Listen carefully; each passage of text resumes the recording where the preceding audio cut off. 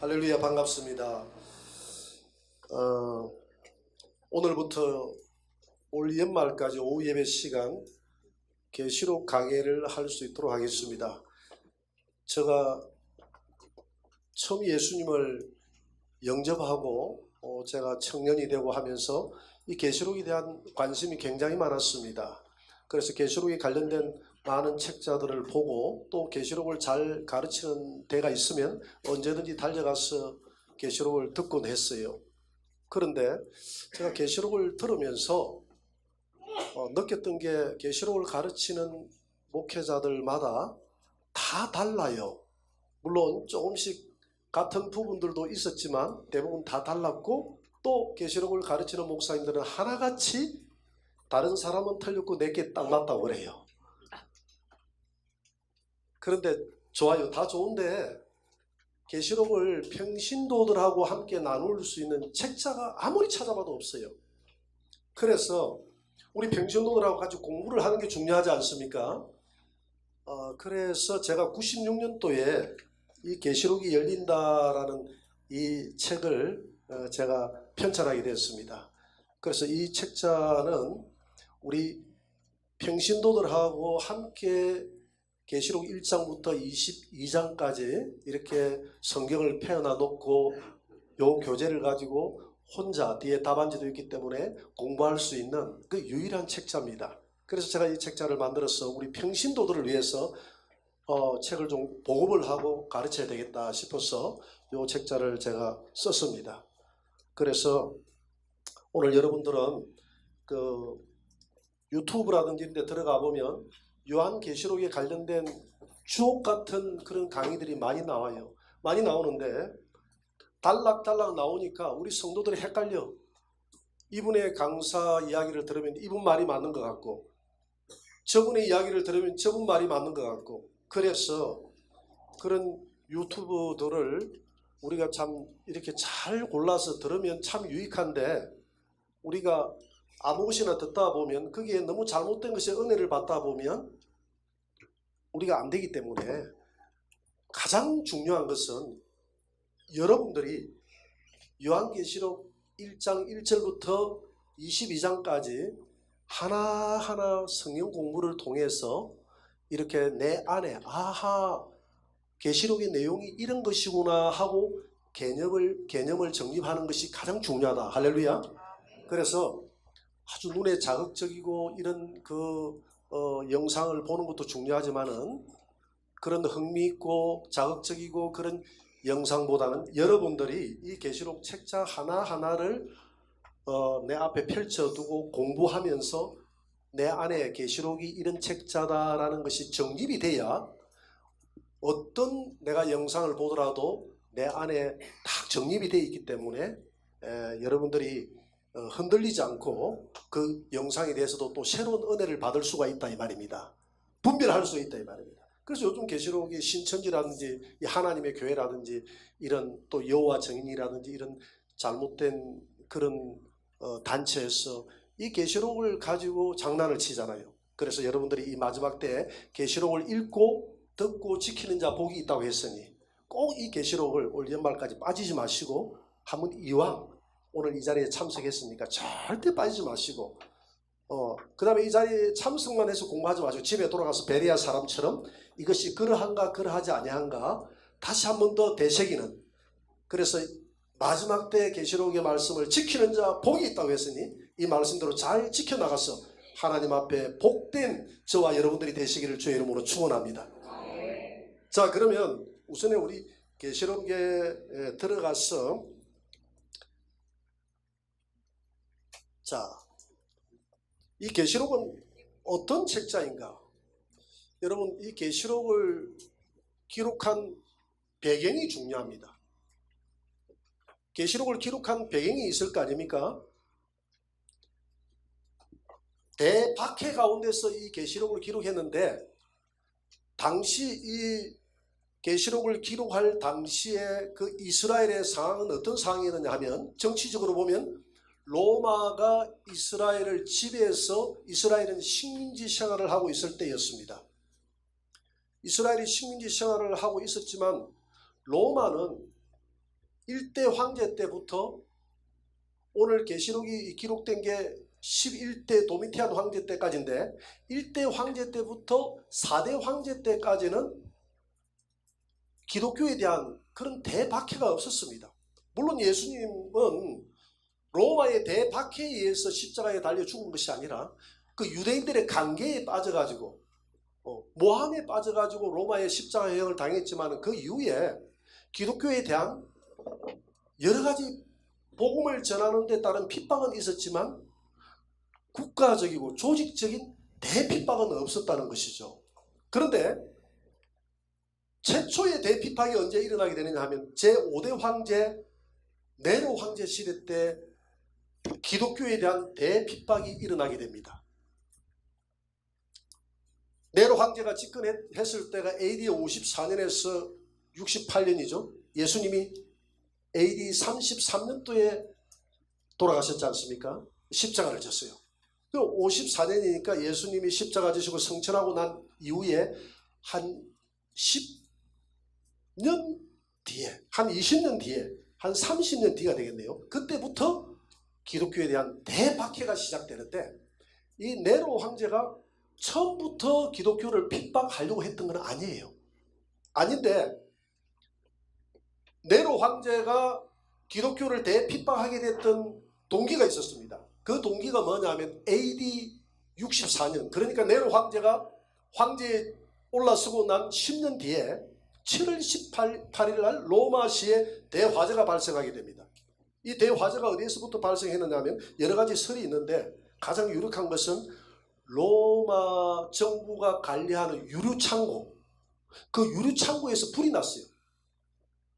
불이 나가지고 무려 6일 동안 그 불길을 잡지 못했는데 불이 나가지고 로마시 주택의 3분의 1을 다 태워버립니다.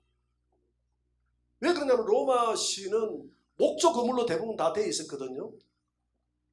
그러니까 사람들의 민심이 흉흉해지기 시작합니다.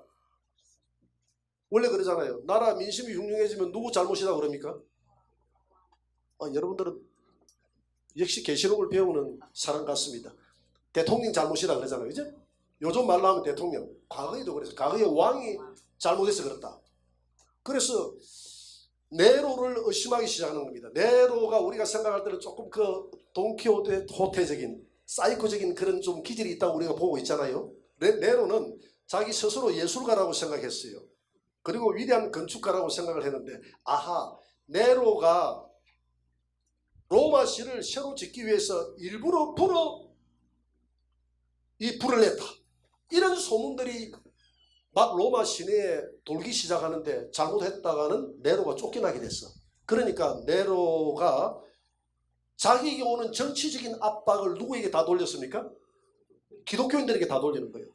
왜냐하면 베드로후서에 보면 주님 오실 때 이 지구를 불로서 태워버린다 그러잖아요.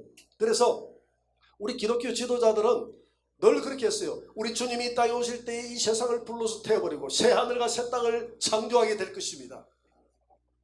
그러니까 이 기독교인들이 불로 태웠다는 거예요. 그 배경이 그렇다 이 말입니다. 그리고 난 다음에 또 어떻게 이야기하느냐면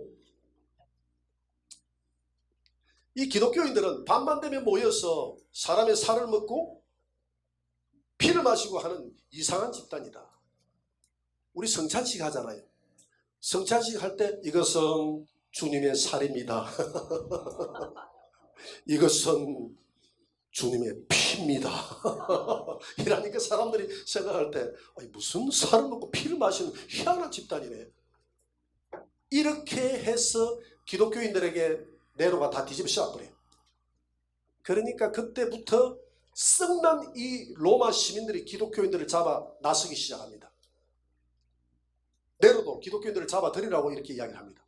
그래서 기독교인들은 잡혀 들어가게 되고 잡혀 들어가는 대로 오늘 본문에 보다시피 원형 강장에 사자들을 굶겨다 놓고 사자들을 풀어서 사자의 밥이 되게 하고 저 십자가형에 송진을 묻혀가지고 사람을 태워서 밤에 야간에 불을 밝히게 되고 이런 대핍박이 시작되게 됩니다.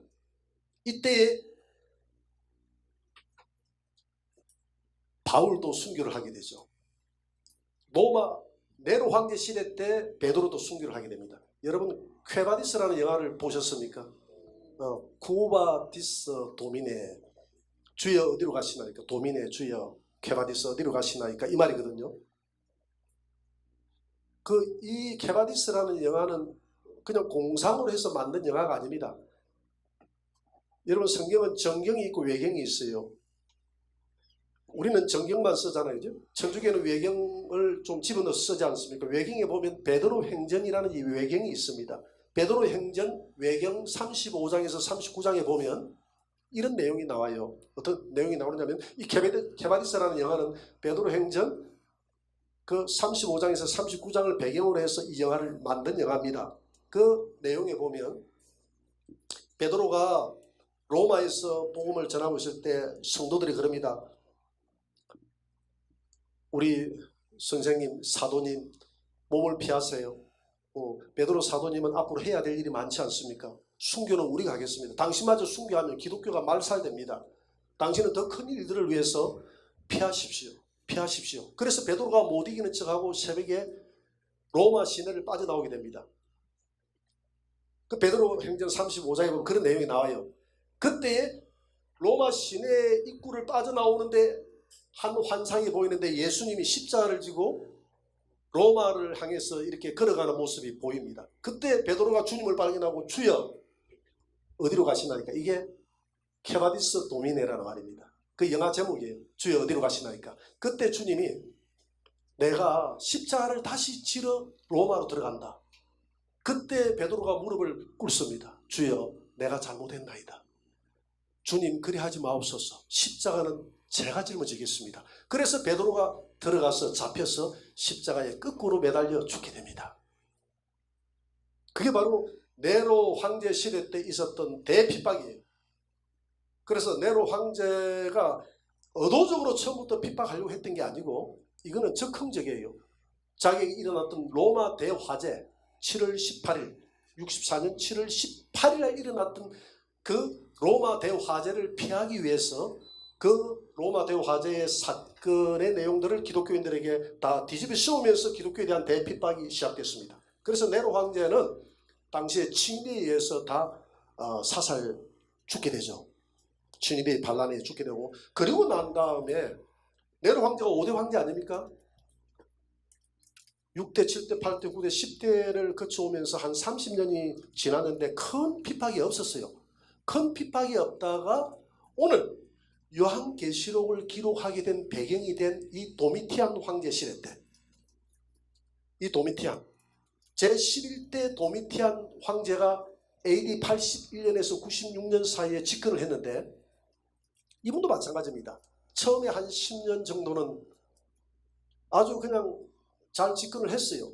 했는데 후반기에 접어들면서 93년부터 96년까지 93, 94, 95, 96년까지 기독교인들에 대한 대박해를 시작하는데 기독교인들에 대한 대박해를 시작하겠다라고 해서 하는 게 아니라 이 도미티안 황제는 로마가 당시에 이 아시아, 아프리카, 유럽을 다 정복하고 있었지 않습니까? 이 정복 국가들을 어떻게 해서 하나로 묶을까? 이렇게 생각하다 맞다. 나를 신으로 만들어서 세워놔놓고 각 지역마다 신상을 만들어 놓고 거기에 절하여 섬기도록 해야 되겠다. 그리고 난 다음에 그래서 그 신상을 세우게 했고 신상의 모든 사람들이 가이사는 로마 황제의 그 명칭 아닙니까? 그래서 가이사는 주인이다. 이 고백을 하고 나면 어떤 신에게 가서 자기 종교 생활을 해도 용납을 해주는 겁니다. 그런데 우리 기독교인들은 그리 할 수가 있습니까? 없습니까? 유일하게 다른 종파를 가진 사람들은 뭐 한번 해주지 뭐. 가이사는 주님이십니다. 해놓고 자기 이제 신을 섬기는 거예요. 아무 문제가 없어. 근데 문제는 기독교인들에게 불똥이 되는 거예요. 우리 기독교인들은 가이사는 주님이십니다 하고 또 예수님은 주님이십니다 이렇게 할 수가 없잖아요. 우리는 이 부인을 할 수가 없습니다. 그러다 보니까 이 도미티안 황제는 자기에게 반발하는 이 기독교인들을 네로 황제 때와 똑같이 핍박을 합니다. 똑같이 핍박을 해요. 그래서 기독교인들에 대해서 계속 핍박이 들어가고 모든 국가의 재앙이나 국가의 기근이나 지진이나 유행병이 돌거나 하면 이 기독교인들이 말을 안 들어서 로마의 신들이 노예해서 그렇다고 하고 기독교인들에게 하여튼 미움을 받도록 기독교인들에게 다 전가를 시켜버립니다. 그래서 이 네로 황제 시대 때의 핍박은 즉흥적인 핍박이었다면 도미티안 황제 시대 때는 아주 계획적이고 네로 황제 시대 때는 로마의 시내에 국한된 핍박이었다고 하면 도미티안 황제 시대 때는 로마 국가가 점령하고 있는 모든 지역에서 기독교인들에 대한 대핍박이 일어났다. 그래서 당시에 12제자 중에서 유일하게 죽지 않고 살아 하늘나라로 간 자기 수명을 다하고 가신 제자가 있는데 누구죠? 사도 요한. 오늘 이 요한계시록 기록한 사도 요한. 사도 요한도 역시 마찬가지로 가이사를 주라고 할 수 없었기 때문에 종교적인 정치적인 그런 범으로 잡혀서 어디로 가느냐 하면 밤모섬이라는 섬으로 가게 됩니다. 밤모섬. 여러분 밤모섬 보이죠? 이게 밤모섬입니다. 이 밤모섬이 지금 터키 근처에 있는 이 섬으로 보이잖아요. 터키에서 약 한 50km. 여기 그리스인데 그리스 여기가 아테네입니다. 아테네에서 밤모섬까지는 약 250km. 지형적으로는 터키 소속인데 지금도 밤모섬은 그리스 소속입니다. 여러분 그걸 아셔야 돼요. 근데 이 밤모섬은 당시에 정치범들을 집어넣었어요. 여기에 채석장에서 돌을 캐는 작업을 하고 있었다 이 말입니다. 이렇게 힘든 노동을 하면서 이 사도 요한은 밤모섬에서 낮에는 일을 하고 밤에는 동굴에서 기도를 합니다. 하나님, 도대체 이게 어찌 된 일입니까? 왜 우리 기독교인들이 이런 핍박을 당해야 됩니까? 왜 이런 고난을 당해야 됩니까? 밤마다 주님 앞에 울면서 기도했습니다. 왜 우리는 사자의 밥이 되어야 됩니까? 왜 우리는 십자가의 송긴에 친해져서 십자가의 등불을 밝히는 그 비참한 처형을 당해야 됩니까? 왜 그리스도인들은 저 산으로 도망가서 동굴에서 유리하면서 살아야 됩니까? 잡히면 죽어야 합니까? 왜 이렇게 살아야 됩니까? 이해할 수 없습니다. 하나님, 우리 기독교인들의 고난에 대해서 이해할 수가 없습니다. 이렇게 했더니 주님께서 그때에 사도 요한에게 한 환상을 열어서 보여줍니다. 요한아, 힘들지? 힘들지? 그때에 하늘에 찬란한 환상이 열리고 천사가 주님으로부터 계시를 받아와서 미래에 일어날 일들에 대해서 계시를 환하게 보여줍니다. 그래서 1장부터 3장까지는 이 사도 요한이 환상을 보면서 기록했는데 4장 1절에 가면 사도 요한을 보고 이리로 올라오라 라고 해서 예수님이 이 사도 요한의 영혼을 빼서 천국으로 데리고 가서 저 산청천에 있는 천국 공중에서 하늘에 일어나는 일들을 보게 하고 땅에서 일어나는 모든 일들을 보게 했다는 것입니다. 이렇게 해서 기록한 것이 뭐라고요? 요한계시록. 그래서 주님은 요한에게 말합니다. 요한아, 너 이해할 수 없다고 그랬지? 우리 예수님이 십자가를 진 것처럼 우리 그리스도인들은 하늘나라에 갈 때까지 많은 환난을 겪어야 된단다. 지금 일어나는 이 환난, 너가 이해할 수 없다 했는데 이 환난은 마지막 때 일어날 환난의 대환난의 모형이란다. 우리 예수님이 그랬지 않니? 예수님이 마태복음 24장 21절에 뭐라고 이야기했니? 그때에 큰 환난이 있습니다. 창세로부터 지금까지 이런 환난이 없겠고 후에도 이런 환난이 없을 것이다. 그 환난이 끝나고 나면 바로 주님이 오신다고 했지 않니? 그래서 요한아, 지금 일어나는 이런 환난은 마지막 때 일어날 대환난의 뭐라고요?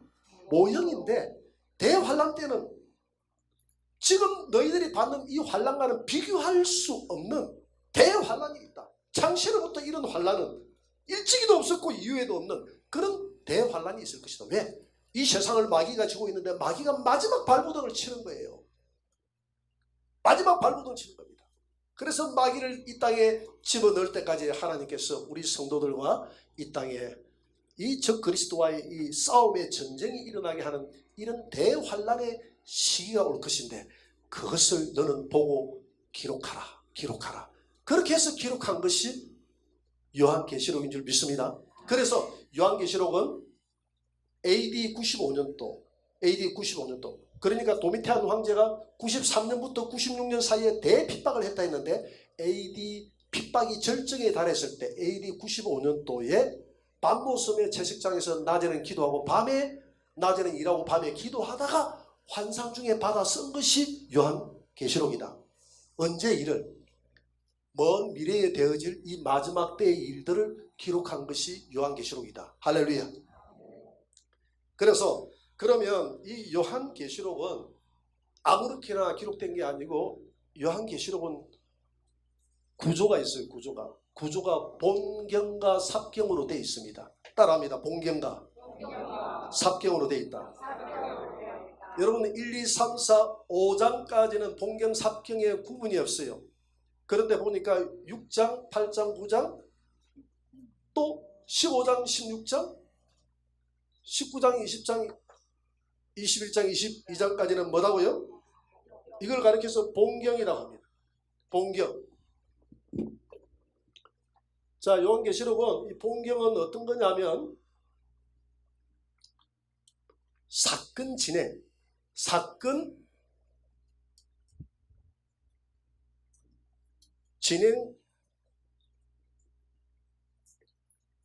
과정을 기록한 본계시입니다. 그러니까 사건이 어떻게 되어 있느냐 하면 요한계시록은 큰 구조로 따지면 사건은 간단해요. 6장이 본경으로 되어 있다 했지 않습니까? 6장은 7인이 나옵니다. 그래서 사건 진행 과정은 처음에 7인입니다. 이게 6장이잖아요. 그죠? 7인. 7인이 끝나고 나면 그 다음에 8장 9장에는 뭡니까? 7 나팔. 7 나팔로 되어 있어요. 이게 8, 9장입니다. 7 나팔 끝나고 나면 뭐죠? 15장, 16장에 보면 7 대접으로 되어 있어요. 대접. 이게 몇 장이죠? 15, 16. 16장입니다. 15, 16장 끝나고 나면 7 대접 심판 끝나고 나면 누구 오십니까? 예수님, 재림. 19장. 그 다음에 재림 후에 뭐가 일어납니까? 천연왕국. 이 땅에 천연왕국이 도래할 줄 믿습니다. 천연왕국에서 살아가는 모든 성도의 가정들을 기록한 것이 20장, 21장, 22장이다 이 말입니다. 그래서 사건 진행 과정은 7인, 7 나팔, 7 대접, 그 다음에 예수님 재림, 천연왕국 이렇게 하고 나면 계시록의 과정, 징계 과정은 다 끝이 나는 거예요. 그런데 그러면 삽경은 뭐냐? 삽경은 본 계시를 이 본경, 본 계시를 보조 설명해주는 보조 계시입니다. 보조 계시.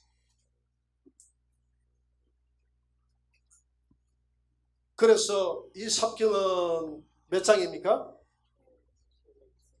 7장. 그 다음 또 몇 장 있죠? 10장, 11, 12, 13, 14. 그 다음에 이제 본경이니까 본경 끝나고 그 다음에 17장. 이렇게 해서 삽경입니다. 끼워 넣었다 이 말이죠. 끼워서 보충 설명을 해준다 이 말이죠. 예를 들어서 한번 이렇게 생각을 해보세요. 여러분 우리가 이번에 우리 교회에서 성지 순례 여행을 간다고 생각해 봅시다. 장소는 예루살렘. 예수님의 발자취를 한번 우리가 다녀옵시다. 그래서 예수님이 베들레헴에서 태어나가지고 예루살렘에서 나사렛에서 살았으니까 처음에 태어난 베들레헴에 갔다가 그 다음에 어디로 가고요? 나사렛으로 갔다가 그 다음에 나사렛에서 자라고 난 다음에 이제 예루살렘으로 와가지고 요단강에 가가지고 침례를 받고, 그리고 난 다음에 이제 예수님이 어디에서 주로 많이 복음을 전했죠? 갈릴리 호수 주변에. 그래서 우리가 봉경이라고 하면 본래 여행의 목적은 어디 가는 겁니까? 베들레헴, 그 다음에 나사렛, 그 다음에 예루살렘, 그 다음에 요단강, 그 다음에 갈릴리 호수, 요 5가지가 봉경이죠. 그런데 그 중간중간 사이사이에 여러 가지 알지 못할 일들이 일어납니까? 안 일어납니까? 일어나죠. 예를 들어서 예수님이 요단강에 가서 침례를 받는데 나도 침례가 너무 받고 싶어서 그냥 한번 침례를 나도 받았는데 새로운 감격이 있었다. 또 갈릴리 호수를 갔는데 갈릴리 호수 그냥 구경만 하고 오려고 했는데 가서 배를 타라 해가지고 우발적으로 배를 타다 보니까 예수님이 배에 그물을 내리면서 내가 너를 사람 잡는 어부가 되게 하겠다 했던 하나님의 말씀이 기억났다. 그 내려가지고 거기서 갈릴리 호수에서 나오는 회를 한 사람 먹고 오는데 참 맛있고 좋았다. 이런 것들이 하나의 보조 사이에, 그러니까 봉경과 봉경 사이에 일어나는 여러 가지 이야기들을 다룬 게 무슨 경이라고요? 삽경이다. 이해하기 쉽겠죠? 본래의 계시록은 7인, 7나팔, 7대접, 재림, 천연왕국 이렇게 하면 계시록 끝나요. 그런데 이렇게 하면 너무 싱겁잖아요. 그 사이사이에 일어나는 여러 가지 일들을 기록한 것이, 보조 설명해 놓은 것이 하나의 삽경이다. 이렇게 볼 수 있는 겁니다. 자, 그러면 계시록의 기록 목적이 뭐냐는 것입니다. 계시록의 기록 목적. 이 기록 목적을 아는 것이 중요합니다. 첫째, 계시록은 다같이 시대의 흐름을 분별하여 깨어 예수님을 맞을 준비하고 있으라는 것입니다. 마태복음 16장 3절을 다같이 읽어봅니다. 시작. 너희가 날씨는 분별할 줄 알면서 시대의 표적은 분별할 수 없느냐. 자, 이 말씀을 주님이 하시면서 얘들아 한번 봐라. 너희들은 저녁에 날이 붉으면 내일 날씨 참 좋겠다. 그리고 아침에 일어나서 날씨가 붉고 흐리면 오늘 날씨가 별로 안 좋겠다. 나중 되면 비가 오겠다. 이런 청기는 기가 차게 분별하는데 지금 시대가 어느 시대인지를 너희들은 도저히 시대의 흐름을 분별할 줄 모르는구나. 지금 때가 되어서 하나님의 카이로스의 시간이 돼서 하나님의 아들 독생자 예수가 이 땅에 왔는데 지금 이 시기를 구별할 줄 모르네. 지금은 아침 때입니까? 저녁 때입니까? 저녁 때입니다. 저녁 때이기 때문에 때를 따라 양식을 먹이는 자는 그 종은 뭐가 있다고요? 복이 있다고 그랬어요. 마태복음 24장 45절에 보니까 다같이 충성되고 지혜 있는 종이 되어 주인에게 그 집 사람들을 맡아 때를 따라 양식을 나눠줄 자가 누구냐? 46절 주인이 올 때에 그 종이 이렇게 하는 것을 보면 그 종이 복이 있으리로다. 아멘. 자, 지금 아침, 점심, 저녁을 나누면 지금은 점심때 같습니까? 저녁때 같습니까? 지금은 저녁때입니다. 지금 말고 시대를 분별할 줄 모르는데 지금은 시대별로 따지면 예수님의 초림 때는 아침 때라면 우리가 중세 시대 때 복음이 한창 전거될 때는 점심 때예요. 그런데 지금은 이제 말세 지말입니다. 예수님이 여러 가지 징조로 봐서 예수님이 오실 때가 다 돼갔어요. 그러면 저녁 때이지 않습니까? 이 저녁 때에 때를 따라 양식을 먹이는 그 종이 복이 있다. 그러니까 지금 제가 이 종말의 말씀, 계시록의 말씀을 여러분들에게 먹이는데 저도 복이 있고 이 계시록의 말씀을 듣는 자도 복이 있다고 했잖아요. 할렐루야. 그리고 우리가 듣고 지키면 저와 여러분들이 더 복이 있는 줄 믿습니다. 그래서 우리는 복 있는 자입니다. 할렐루야. 그래서 우리는 이 시대가 이제 주님이 오실 때가 다 됐다는 것을 알았잖아요. 그죠? 시대를 우리는 분별을 했습니다. 그러면 우리는 이 말세지말에 예수님이 오실 문 앞에 곧 오실 시기에 우리는 살아갑니다. 그때 우리 성도들은 어떻게 살아야 된다고 합니까? 같이 읽어봅니다. 허리에 띠를 띠고 등불을 켜고 서 있으라. 너희는 마치 그 주인이 혼인집에서 들어와 문을 두드리면 곧 열어주려고 기다리는 사람과 같이 되라. 주인이 와서 깨어있는 것을 보면 그 종들은 복이 있으리로다. 아멘. 우리는 예수님을 기다리는 신부들입니다. 그렇잖아요. 오늘 혼인집이 되는데 우리는 예수님을 기다리는 신부입니다. 이 신부는 신랑이 언제 오느냐면 언제 올지 몰라요. 어쨌든 밤에 온다는 것은 사실이야. 영적으로도 제약이 깊은 한참 깊은 밤에 올 줄 믿습니다. 영적으로 볼 때. 그러나 우리 신부들은 주님이 오실 때가 다 돼가면 어떻게 살아야 되는가? 허리에 띠를 띠라고 그랬어요. 이 띠는 하나님의 말씀인 줄 믿으시기 바랍니다. 복음의 띠를 딱 띠고, 예수 그리스도의 복음은 십자가와 부활이 복음이라 했으니까 복음의 띠를 띠고 중심을 잡아야 됩니다. 십자가와 부활이 나를 구원했다는 이 진리의 복음에서 확신이 없는 자, 진리의 띠를 띠지 않는 사람들이 많은 신천지에 가가지고 빠져버리고 이만에게 구원이 있는가 싶어서 그거는 진리의 띠가 없어 그래요. 여러분, 복음, 오직 우리의 구원은 복음으로만 구원받는 줄 믿으시기 바랍니다. 복음은 예수님의 뭐라고 그랬습니까? 십자가와 그분의 부활이 복음입니다. 십자가와 부활만이 나의 구원의 조건이지 그 외에 어떤 것도 구원의 조건이 아니라는 것이죠. 그래서 허리에 띠를 딱 띠고 중심을 잡아라는 거예요. 신앙생활의 중심을 딱 잡고 예수님을 기다리는데 등불을 들으라고 그랬잖아요. 등불을 들어야 돼요. 여러분, 이 등은 하나님의 말씀인 줄 믿으시기 바랍니다. 시편 119편 105절에 보니까 주의 말씀은 내 발의 등이요 내 길의 빛이니이다. 주의 말씀은 등이라고 그랬어요. 말씀이 등인데 이 등에 불을 밝히기 위해서는 기름이 부어져야 될 줄 믿습니다. 기름은 하나님의 성령인 줄 믿으시기 바랍니다. 말씀에 하나님의 성령의 기름이 부어질 때 뭐가 됩니까? 등불이 되는 거예요. 그래서 너희들은 등불을 들고 기다리고 있으라고 그랬습니다. 등불을 들고. 그러니까 이게 무슨 말이냐면 이 마지막 때 신부들은 진리의 복음으로 중심을 딱 잡고 등불, 하나님의 말씀과 하나님의 성령 충만으로 등불을 밝혀서 세상의 빛과 소금이 되는 가운데서 어두운 세상을 밝히고 있다가 주님이 문을 열어달라고 하면 언제든지 주여 내가 이렇게 기다리고 있나이다 라고 해서 보니까 등불이 환하게 밝혀져 있어. 그러나 준비되지 않는 성도들은 등불이 꺼져가는 거예요. 여러분, 늘 하나님 앞에 말씀 충만, 하나님 앞에 성령 충만해서 등불을 밝히고 우리 예수님을 맞이할 준비를 하고 있으시기 바랍니다. 지금 어느 때 올지 몰라요. 지금은 마지막 때이기 때문에 시대를 분별하라고 그랬잖아요. 우리는 이 마지막 때 시대의 마지막 시대에 살고 있는 겁니다. 그래서 늘 깨어 있어야 돼요. 말세가 되면 열 처녀들이 25장에 보니까 마태복음 25장에 보면 다 잔다고 그랬거든요. 열이라는 것은 만수입니다. 이 지구상에 있는 교회들이 다 잔다는 겁니다. 왜? 교회에 인본주의가 들어오고 세속주의가 들어와서 성도들이 굴굴굴굴 자는 거예요. 요즘 기도 안 합니다.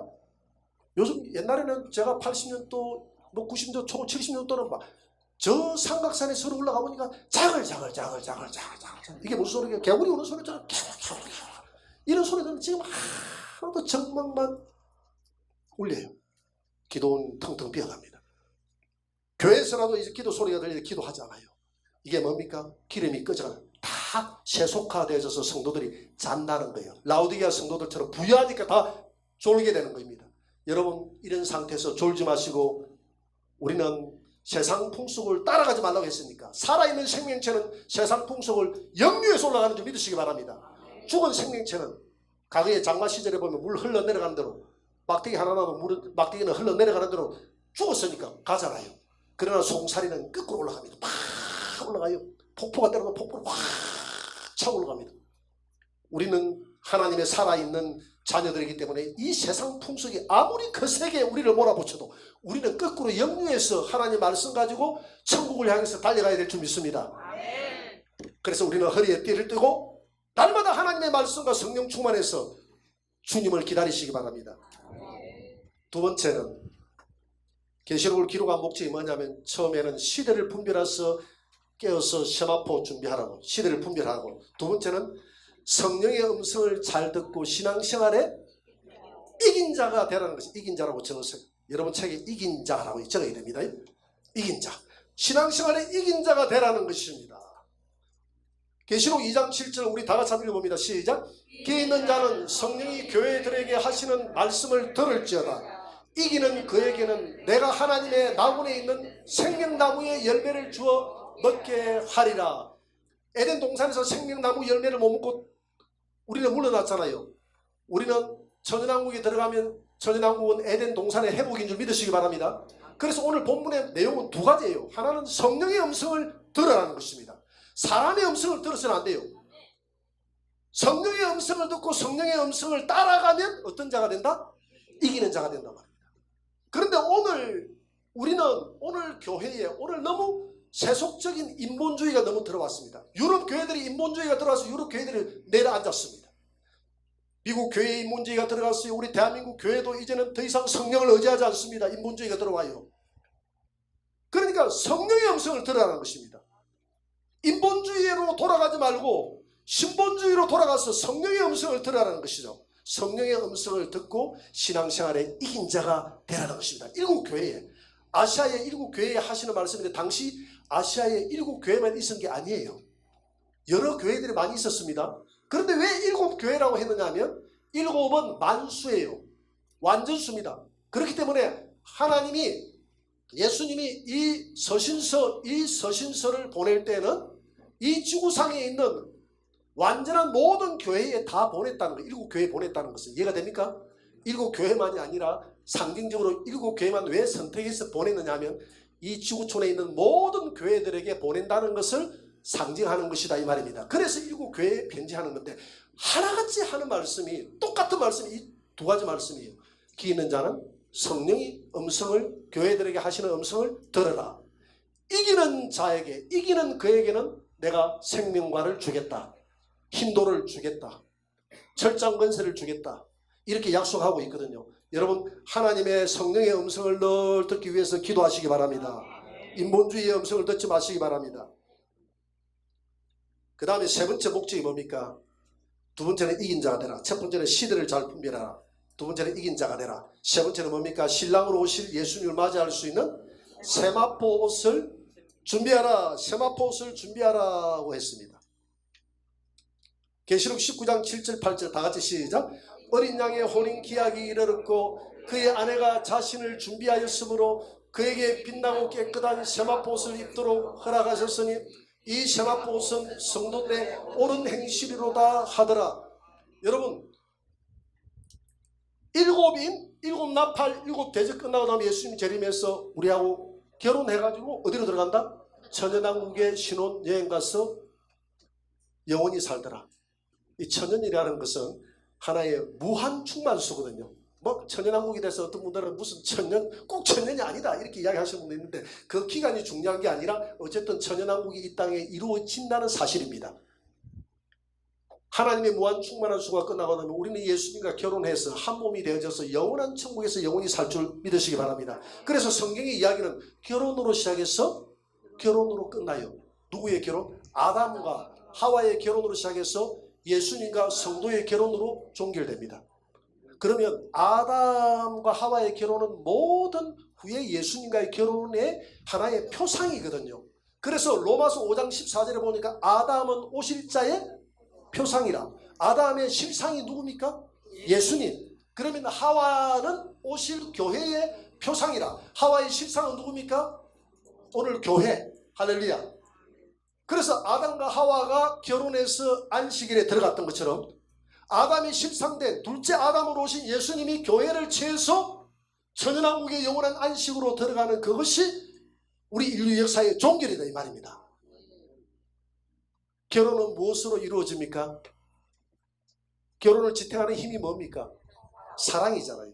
그래서 모든 만물이 사랑으로 이루어졌습니다. 그래서 우리 주님이 주신 계명이 하나님을 사랑하고 내 이웃을 내 몸같이 사랑하라. 그래 가정생활을 통해서 사랑을 배우게 하고 교회생활을 통해서 사랑을 배우게 하고 모든 하나님이 지으신 만물들은 다 사랑으로 만들어져 있잖아요. 사랑을 배우게 하는 겁니다. 그래서 나중에 완전한 신랑 되신 예수님을 맞이하면 완전한 만족이 있는 줄 믿으시기 바랍니다. 그래서 이 땅에서는 결혼생활에서 많이 고통스러워하고 괴로워해야 예수님 만났을 때 더 기쁘고 즐겁고 눈물 나고 그렇죠. 가정생활이 너무 행복하다 보면 주님 만나서 좋은 줄 몰라요. 이렇게 이야기하면 좀 이상한데. 그래서 이 땅에 여러분들이 힘들고 고통스럽게 살아가도 내가 지금 가짜 신랑하고 만나고 있다. 내가 지금 가짜 신부하고 좀 살아가고 있다. 이렇게 생각하고 만족하며 살아라는 것입니다. 할렐루야. 진짜 신랑 되신 우리 예수님 만나면 완전한 퍼펙트한 그런 사랑을 받게 될 줄 믿습니다. 그러니까 이 땅에는 살아가는 모든 삶이 어머니 뱃속에 있을 때 10달의 기간은 이 땅의 70, 80평생을 살아가기 위한 준비 기간이요. 이 땅의 70, 80년의 인생은 영원한 세상에서 우리의 영원한 예수님과 함께 살아가기 위한 준비 기간인 줄 믿으시기 바랍니다. 그래서 예수님이 오신 목적이 이 결혼에 있거든요. 왜냐하면 예수님이 요한복음 17장에서 뭐라고 기도합니까? 아버지여, 창세전에 아버지가 내 안에 내가 아버지 안에 있어서 하늘나라의 영화를 우리가 누렸던 것처럼 저들은 제자들, 저들도 우리 안에, 우리가 저들 안에 있어서 우리가 하나 되어졌어. 우리가 누렸던, 아버지와 내가 누렸던 영화를 저들도 함께 누리게 하여 주옵소서. 그날이 언제냐? 주님이 이 땅에 오셔서 우리와 결혼할 때. 할렐루야. 그런데 결혼할 때는 옷이 필요해요. 그 옷이 무슨 옷입니까? 세마포. 이 세마포 옷은 성도의 뭐라고 그랬죠? 옳은 행실이다. 근데 성경에는 옷이 두 가지 종류의 옷이 있다고 그랬습니다. 신부는 옳은 행실의 옷이 있어야 되는데 한번 봅니다. 이사야 61장 10절 다 같이 읽어봅니다. 시작. 내가 여호와로 말미암아 크게 기뻐하며 내 영혼이 나의 하나님으로 말미암아 즐거워하리니 이는 그가 구원의 옷을 내게 입히시며 공의의 겉옷을 내게 더하심이 신랑이 사모를 쓰며 신부가 자기 보석으로 단장함 같게 하였음이라. 자, 옷이 두 종류의 옷이 있다고 했는데, 자, 옷. 자, 첫째 옷은 무슨 옷이라고요? 구원의 옷입니다. 이 구원의 옷은 하나님의 은혜로 입혀 주시는 옷이에요. 여러분들의 행실이 잘나서 이 옷을 입혀준 게 아니에요. 너희가 그 은혜로 인하여 믿음으로 말미암아 구원을 얻으나니 이것이 너희에게서 난 것이 아니요 하나님의 선물이라. 행위에서 난 것이 아니라 여러분 잘나서 이 옷을 입혀주는 것이 아니니 이는 아무도 자랑치 못하게 하려 함이라. 에베소서 2장 7절 8절 말씀, 8절 9절 말씀. 감사해요. 아무도 자랑치 못해. 그래서 이 구원의 옷은 우리 하늘나라에 가면 감사할 밖에 없어요.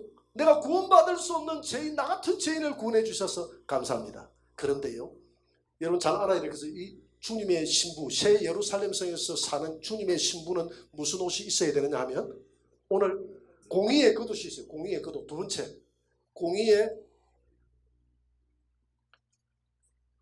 겉옷이 있어야 된다 이 말입니다. 공의의 겉옷. 공의라는 것은 옳은 행실의 옷 아닙니까? 성도로서의 옳은 행실이 있어야 된다. 이 공의의 겉옷은 누가 준비하느냐면 내가 준비하는 거예요. 물론 하나님이 시켜서 천사들에게 준비하라 해서 준비하겠지만은 그 준비는 내가 어떻게 살아가느냐에 따라서 하늘나라에서 공의의 겉옷이 결정된다 이 말입니다.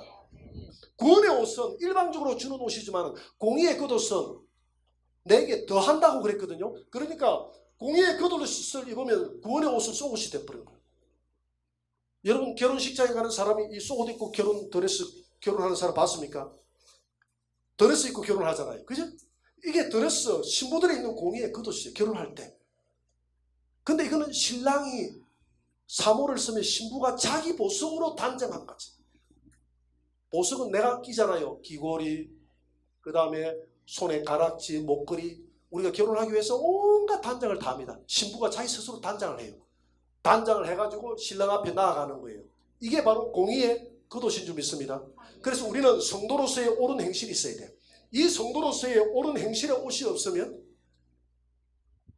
구원은 받아서 겨우 고린도전서 3장에 보니까 불 가운데서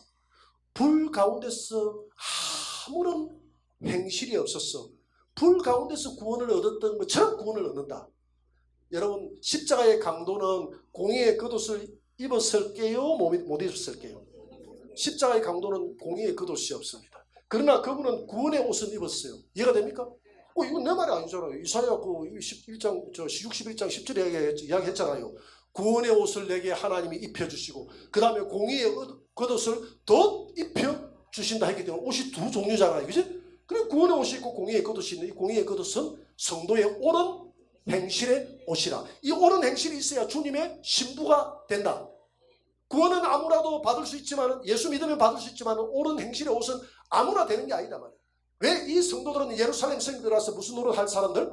왕 노릇할 사람들이기 때문에. 그래서 오늘 이 교회가 잠드는 이유가 있어요. 모든 성도들은 천국 가면 다 똑같다. 이렇게 해버리는 바람에 교회 성도들이 잠을 자는 거예요. 똑같지 않아요. 하늘나라는 차별은 없지만 반드시 구별은 있는 줄 믿으시기 바랍니다. 그래서 여러분들이 이 계시록을 기록한 목적이 뭐냐면 세마포 옷을 준비하라. 내가 갈 때 신부의 옷을 준비하라. 헐벗은 모습으로 신랑을 맞이하지 말고 신부의 옷을 준비하라는 것입니다. 마지막 때 열심히 주를 위해서 헌신하시고 열심히 기도하셔서 기름등 불 준비하고 깨어서 세마포 옷을 준비하는 저와 여러분들이 되시기를 바랍니다. 그 다음에 네 번째 마지막 목적입니다. 다 같이 시작. 하늘나라의 영광과 상급을 약속하고 있습니다. 그 영광과 상급이라고 적었어요. 하늘나라의 영광과 상급을 계시록에서는 약속을 하고 있다 이 말입니다. 계시록 21장 24절 한번 봅니다. 다 같이 시작. 만국이 그 빛 가운데로 다니고 땅의 왕들이 자기 영광을 가지고 거리로 들어가리라. 거리라는 것은 어디냐 하면 예루살렘 성 안으로 들어오고 나가는 자들이 자기 영광이 따로 있다고 그랬어요. 왕들이라고 다 같은 왕이 아니야. 영광이 달라요. 10골 다스릴 왕의 권세가 있고 영광이 있고 5골 다스릴 왕의 권세가 있고 2골 1골 다스릴 왕의 권세가 있다 이 말입니다. 같은 왕이 될지라도 사도 바울과 우리의 그 영광이 같겠어요? 다르겠어요? 다르죠. 사도 바울. 사도 바울은요 고린도후서 12장에 가서 하늘나라를 보고 와서 하늘나라에 너무나 큰 어마어마한 영광을 봤습니다. 하늘나라에 상급이 있다는 것을 깨달았어요. 그래서 사도 바울은 서신서를 보면 기록한 것마다 상 달리게 하는 사람들한테 상 얻는 자는 하나인 것을 기억하라. 상이 나를 기다리고 있다. 하나님께 나오는 자들은 그가 살아있는 그가 그를 찾는 자들에게 상 주시는 이심을 기억하라. 이 상은 예수님도 그랬잖아요. 내가 갈 때에 보라. 계시록 22장 12절 다 같이 시작. 보라 내가 속히 오리니 내가 줄 상이 내게 있어 각 사람에게 그가 행한 대로 갚아주리라. 행한 대로 갚아준다고 그랬어요. 행한대로. 이 세상은 콩 심은데 콩 안 나고 팥 심은데 팥 안 나는 경우가 있지만은 이 세상이 그렇잖아요. 내가 선하게 심어도 악을 거둘 때가 있고 그렇잖아요. 빼앗아가 버릴 때가 있지만 하나님 안에서는 정확한 줄 믿으시기 바랍니다. 심는 대로 거둔다고 그랬어요. 네가 성령을 위해서 심으면 하나님 나라를 위해서 심으면 하나도 잃어버리지 않는다. 내가 상 줄 것이다. 그래서 여러분들이 제 방에 들어오면 제가 뭘 타준다고 그랬죠? 커피를 하나 타. 내가 아무리 생각해도 이 목사는 상이 없을 것 같아. 너무 대접을 많이 받았어. 땅에서 대접 다 받아버리면 하늘나라 상급이 없을 것 같아. 그래서 제가 고민을 했습니다. 고민을 하다가 어떻게 해야 되나. 그래. 이거 뭐 매일 돈 들여가지고 성도도 다 사주려 하면 이거 끝도 없고 안 되겠다. 이 돈 안 들이고 이 상을 좀 쌓아갈 수 있는데 머리를 좀 더 써야 되겠다. 이게 뭘까? 내 방에 들어올 때 커피 한 잔 타주는 거 이거 하나님이 계약이 안 보이겠느냐. 그래서 상을 받는 마음으로 커피를 타준다. 상 드세요. 그래 어떤 분들 그래. 목사님 아무 마음이 없어요. 어떻게 상 바라보고 그렇게 하면. 나도 처음에 그렇게 생각했어요. 하나님 천국의 꽃밭이라도 좋으니까 천국의 주방장이라도 좋으니까 빌라만 보내주시면 나 같은 죄인 감사하고 살겠습니다. 이렇게 생각했거든요. 그런데 사도 바울의 서신서를 읽어보니까 그게 아니더라고. 사도 바울은요 상에 거의 미친 사람처럼 이렇게 생각했더라고요. 거룩한 욕심이에요. 여러분 하나님 나라에 대한 이 영적 욕심은 거룩한 욕심인 줄 믿으시기 바랍니다. 이런 거룩한 욕심은 선한 겁니다.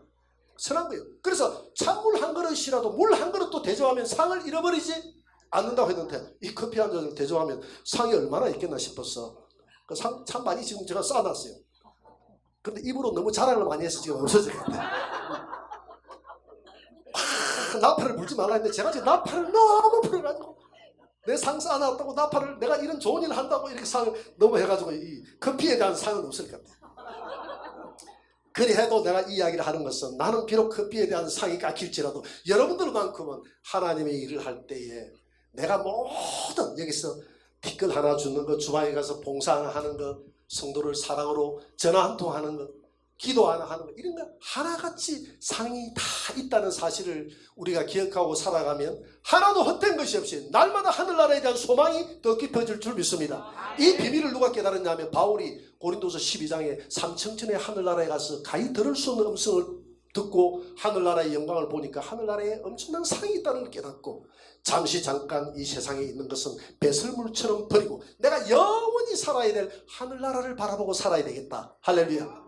그래서 이 네 가지 목적입니다. 첫째 목적은 시대를 잘 분별하라. 두 번째 목적은 성령의 음성을 듣고 이긴 자가 되라. 사람의 음성을 듣지 말라. 세 번째 목적은 세마포옷을 준비해서 주님의 신부가 되라. 예수님 맞았을 때 세마포옷이 없어가지고 괴로움 못하는 일이 없도록 세마포옷을 준비하라. 네 번째 목적은 하늘나라의 영광과 상이 있다는 사실을 깨닫고 열심히 주를 위해서 죽도록 충성하면서 주님을 기다리라. 할렐루야.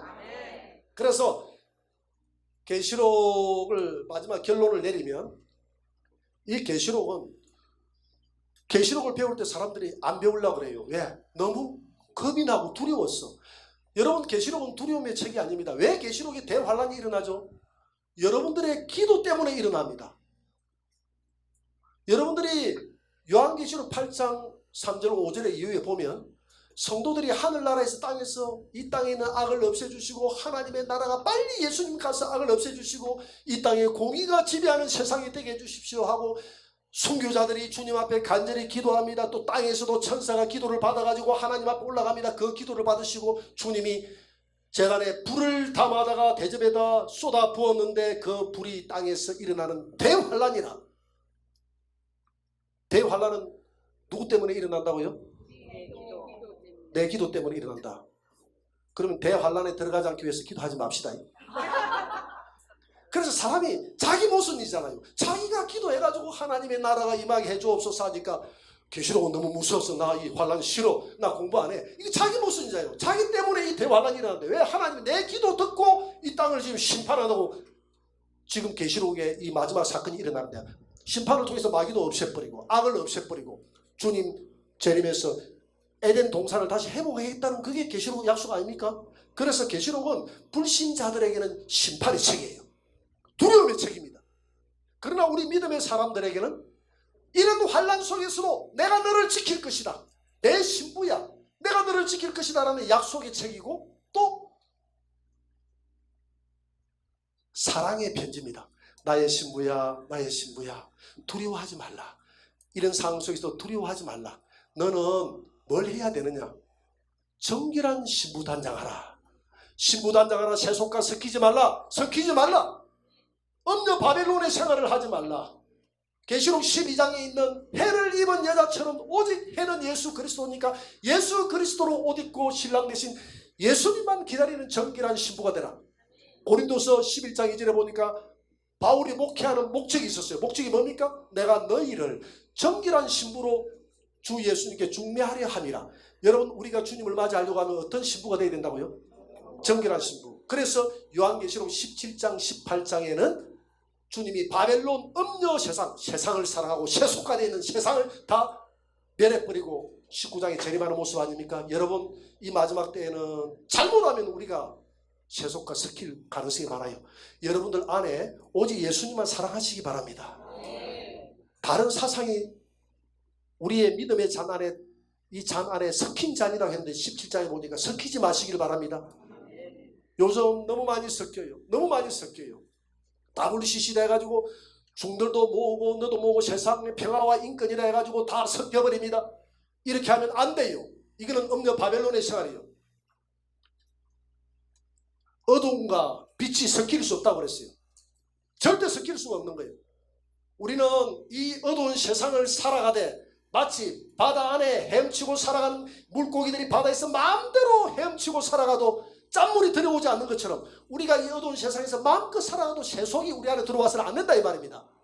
우리는 세상에 섞이는 자가 아니고 세상을 개혁해 나가는 자들입니다. 할렐루야. 어둠과 섞이는 것이 아니고 어둠을 밝히는 빛의 역할을 해야 된다 이 말입니다. 그래서 우리 그리스도인들은 세상과 섞이는 자가 아니라 우리 그리스도인들은 정결한 신부가 되어야 된다. 정결한 신부, 오직 예수님 한 분만을 사랑하고 한 분만을 사랑하고 그 세마포 옷을 빠는 자들은 복이 없도다. 날마다 우리의 허물이 있다면 예수님의 십자가 밑에 가서 그 보혈로서 우리가 우리의 시마봇을 빨아서 주님 앞에 정결한 신부로 설 수 있도록 단장하라고 하는 것이 계시록을 기록한 목적이다. 그래서 계시록은 사랑의 편지예요. 우리에게 주신, 신부들에게 주신 사랑의 편지니까 우리는 이 계시록을 배울 때에 두려움으로 배우는 것이 아니라 설레이는 마음으로. 할렐루야.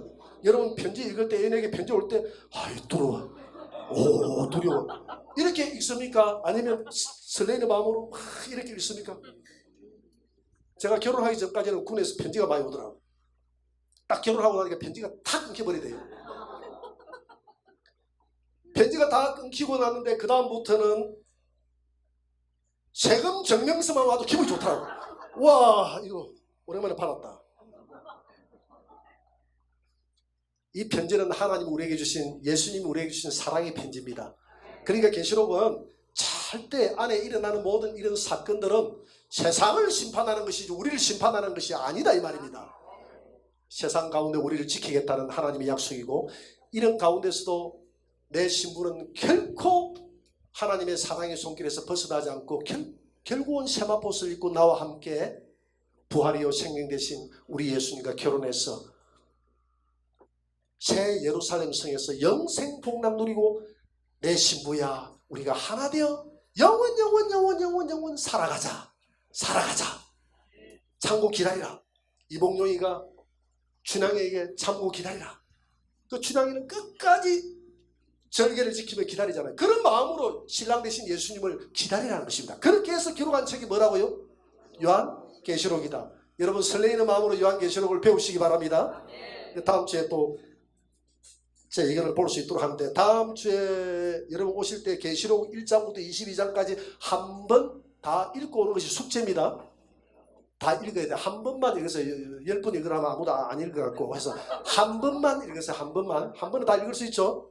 다 읽어야 내용이 이해가 돼요. 다음 주 올 때는 다 한 번 읽고 오시기를 바랍니다. 우리 찬양합시다. 마지막 날에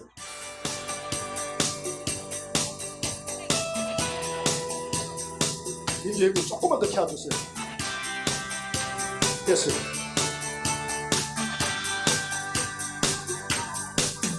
마지막 날에 내가 나의 영으로 모든 백성에게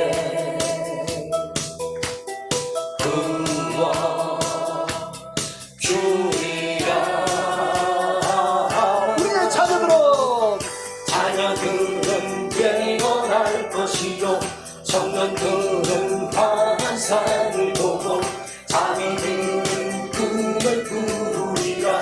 주의 영이 임하면 자녀들은 영원할 것이요 청년들은 환상을 보고 아비들은 꿈을 꾸리라. 주의 영이 임하면 성령이여 이 자리에 더 충만하게 임하소서. 성령이여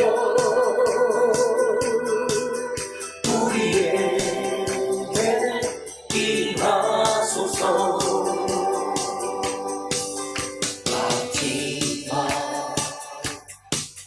마지막 날에 내가 나의 영으로 모든 백성에게 구원 주리라. 우리의 자녀들은 영원한 우리의 청년들은 청년들은 우리의 아비들은 아비들은 꿈을 꾸리라. 주의 영이 임하면 자녀들은 영원할 것이요 청년들은 환상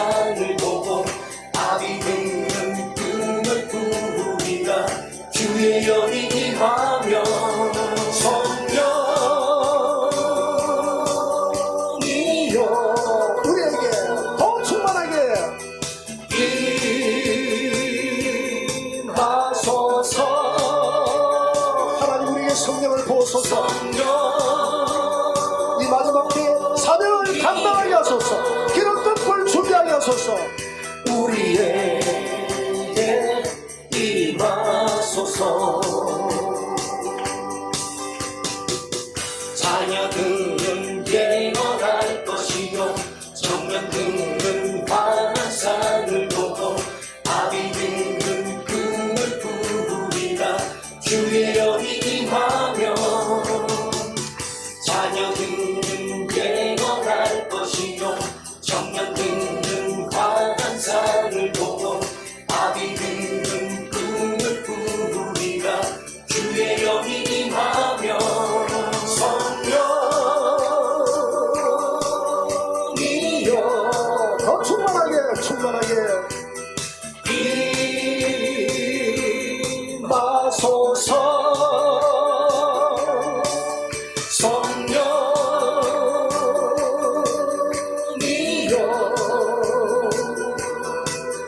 우리에게 임하소서. 우리의 자녀들은 예언하게 될 것입니다. 자녀들은 영원한 전 세계 복음에 대한 환상을 우리 젊은이들은 보게 될 것입니다. 우리 아비들은 나이가 많을지라도 천국에 대한 이상한 꿈을 꾸게 될 것입니다. 주의 영이 임하면 자녀들은 영원할 것이요 청년들은 환한 산을 보고 아비들은 꿈을 꾸리라. 주의 영이 임하면 성령이여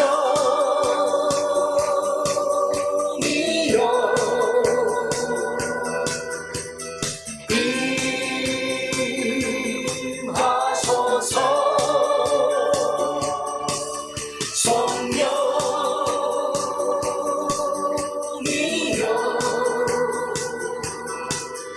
우리에게 임하소서. 우리에게 임하소서. 우리에게 임하소서. 우리 다 같이 손을 들고 가슴에 깍지를 끼고 우리 하나님 앞에 기도합시다. 여러분 계시록을 기록한 목적이 뭡니까? 시대를 분별하고 예수님 맞이할 수 있는 준비하라고 했습니다. 성령의 음성을 듣고 이긴 자가 되라고 했습니다.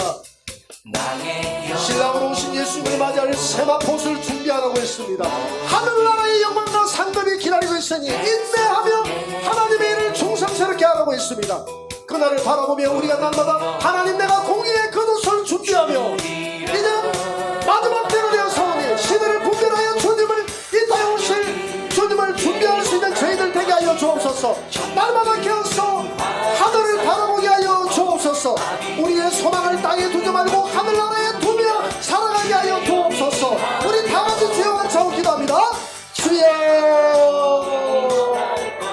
하나님 아버지 참으로 도와주옵소서. 우리의 소망을 하늘에 두게 도와주옵소서. 우리의 소망을 땅에 두지 않도록 도와주옵소서. 하나님 나라에 우리의 소망을 두고 살아가는 저희들 되게 하여 주옵소서. 하나님이여 참으로 도우소서. 하늘의 놀라운 은혜를 우리에게 입혀 주옵소서. 하늘의 승수를 우리에게 입혀 주옵소서. 시대를 분별할 수 있는 눈을 주옵소서. 하나님의 성령을 보내주셔서 우리의 영의 눈이 뜨지게 하여 주옵소서. 내 영혼이 잠들지 않도록 도와주옵소서. 이 자리에 있는 모든 하나님의 백성들이 잠들지 않도록 도와주옵소서. 깨어 기도하게 하여 주옵소서. 날마다 깨어서 우리 주님 오실 날을 준비하는 저희들 되게 하여 주옵소서. 깨어서 기도하게 하여 주옵소서. 하나님 잠들지 않도록 도와주옵소서. 잠들지 않도록 도와주옵소서. 깨어서 날마다 기도하게 하여 주옵소서. 깨어서 신랑 되신 예수님을 맞이할 수 있는 준비하는 저희들 되게 하여 주옵소서. 하나님 우리에게 성령을 부어주셔서 마지막 때 우리에게 주신 사명을 잘 감당하게 도와주옵소서. 하나님 마지막 때 우리에게 주신 사명을 잘 감당할 수 있도록 하나님 도와주시기를 바랍니다. 아버지 하나님 참으로 도와주옵소서. 하나님 이 자리에 모든 주의 백성들에게 함께하여 주옵소서. 하나님의 성령으로 충만하게 하소서. 이 성도들에게 하나님의 성령으로 충만하게 하소서. 아버지의 영으로 충만하게 하소서. 아버지의 성령으로 더 충만하게 우리에게 주어진 사명을 온전히 감당할 수 있도록 도와주옵소서. 우리에게 주어진 사명을 감당할 수 있도록 도와주옵소서. 하나님 우리에게 주어진 사명을 감당하게 도와주옵소서. 우리에게 주어진 사명을 감당하게, 우리에게 주어진 사명을 감당하게 도와주옵소서. 하나님이 우리에게 주어진 사명을 감당하게 하여 주옵소서. 우리에게 주어진 사명을 감당할 수 있도록 도와주옵소서. 누른 따라와 루카라바이스, 슈른 따라와 라카라바이스, 우른 따라와 라카라바이스, 따라와 루카라바이스, 누른 따라와 라카라바이스, 슈른 따라와 라카라바이스. 하나님 우리의 자녀들에게 연하게 도와주옵소서. 우리의 젊은 여성들이 꿈이 사라지고 있습니다. 꿈을 꾸고 환상을 보고 꿈을 꾸게 하여 주옵소서. 하나님 모든 민족의 포함하는 꿈을 가지고 살아가게 하여 주옵소서. 우리의 늙은이들의 꿈이 사라지고 있습니다. 하나님 꿈을 꾸게 하여 주옵소서. 우리가 힘이 없고 연약해도 하나님이 일을 할 수 있다는 이 꿈을 가지고 살아가게 하여 주옵소서. 이 소망을 가지고 살아가게 하여 주옵소서. 아버지 우리에게 함께하여 주옵소서. 우리에게 새 힘을 주옵소서. 새 능력을 주옵소서. 이 꿈을 가지고 살아가는 저희들 되게 하여 주옵소서. 하나님 참으로 도와주옵소서. 하나님의 능력으로, 하나님의 은혜로, 하나님의 글씨로 우리가 새로워지게 하여 주옵소서. 날마다 새로워지게 하여 주옵소서. 하나님 성령으로 새롭게 하소서. 하나님 성령으로 새롭게 하소서. 내 아버지의 성령으로 새롭게 해주시기를 바랍니다. 누름 따라발라 카라바이스, 슈름 따라발라 카라바이스, 우름 따라발라 카라바이스, 슈름 따라발라 카라바이스, 따라발라 카라바이스, 우름 따라발라 카라바이스, 따라발라 카라바이스. 이 자리에 하나님의 백성들에게 하나님의 성령으로 깨어서 기도하게 하여 주옵소서. 날마다 깨어서 기도하게 하소서. 날마다 깨어서 기도하게 하소서. 아버지여 깨어서 기도하게 하여 주옵소서. 깨어서 기도하게 하소서.